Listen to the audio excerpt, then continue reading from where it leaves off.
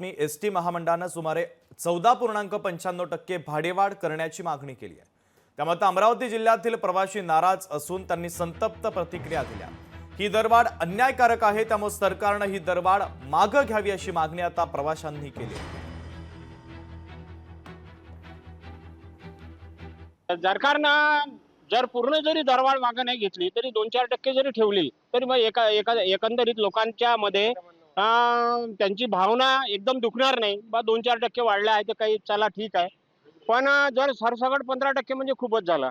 त्यामुळं आणि तशा पद्धतीनं एसट्या जर पाहतो आपण महामंडळाच्या तर पूर्ण भंगार झालेले आहे। एसटीचे जे भंगार झालेले आहे त्या बंद करायला पाहिजे। नियम बाह्य झालेल्या 15 वर्षानंतर झालेल्या सर्व डेपोतून काढून टाकायला पाहिजे आणि नवीन बसेस तिथं पाठवायला पाहिजे, उपलब्ध करून द्यायला पाहिजे। जशी तुम्हाला भाडवाढ पाहिजे तशी जनतेची सेवा करण्यासाठी तुम्हाला सुविधा द्यायला लागेल ना। आज एसटी मध्ये एवढे हाल होत आहे तर एका गाडीमध्ये 80 लोक जात आहे, 80-100 लोक जात आहे। त्याच्यामुळे लोकांना किती त्रास होतो।